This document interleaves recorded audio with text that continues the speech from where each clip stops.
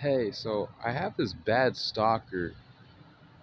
Um, his name is Don Anderson, and it's pretty noticeable because I recognize him by a voice analyzer, and it's becoming the feeling of eavesdropping, and it's also Wayne Allen Maytum. They both work together. My father doesn't talk to me anymore, but I'm convinced that he's in some kind of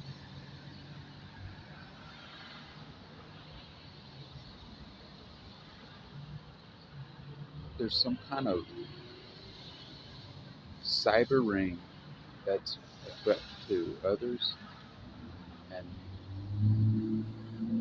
becoming a nuisance. I can't get any sleep at night. This they're literally spying on me, and they're causing a nuisance. But I can't get any sensory deprivation to gain any skills to get back to work or even get to gain an education. And so that it's a nuisance. And there's ways I'm convinced that there's a cyber pimp also doing this act to create an induced chemical to have control or it's too subconscious to someone of my own thought or even Rose's thought. So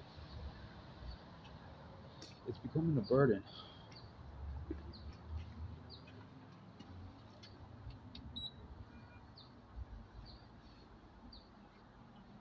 It's a burden what I'm experiencing. Kind of in front of a church right now, but there's a it's a big it's so powerful that it's a feeling of smart city tampering where the new ways to eavesdrop through a spectrum or even hotspot. So obviously it's interesting to actually look how it's done, but it's feeling of a nuisance. Um, this person feels as if they know where all the human traffickers are, know where all the sex traffickers are. It's pretty much mass surveillance, but it's being abused against child traffickers and human traffickers. And it's a facial recognition mass surveillance technology that's able to interface. Or so it's a technology is real. It's out, and it's being abused to target. And not just that, what I noticed that even religion was making excuse to have slave humanity, or at least there in each religion they have some type of enslaving humanity past. Or now it's to the point where they make the excuse, even the slaves, even if they have any mental illness or they make a false impression, if they're even depressed, they end up calling it manic depression, and it's becoming a really nasty movement in America, and it seems like it meant to be nasty around the world. But yeah, it's I'm 100%.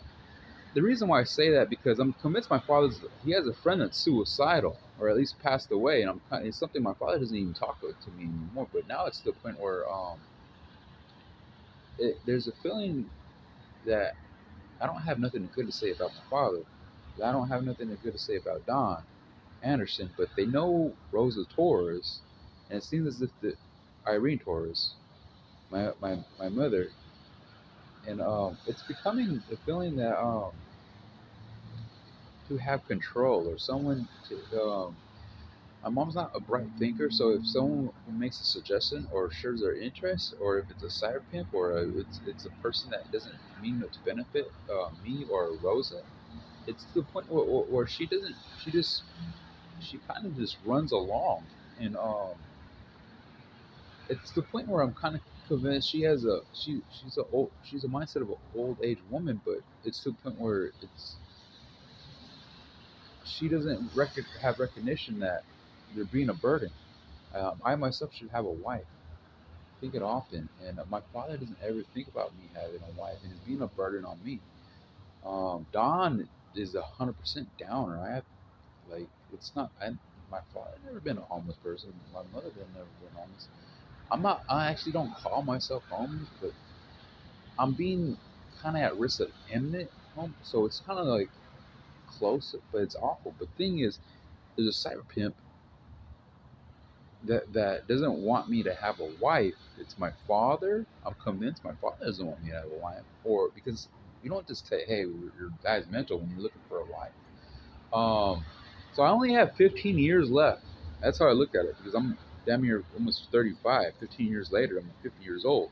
I don't ever want to talk to my father. I mean, unless I'm going to court taking him to institute, but unless he's 6 feet under, and then I've still got to. But the thing is, um, there's not there's nothing impressive about my father to say. I have no impressive eulogy of Wayne Matum, so you get that out of your mind.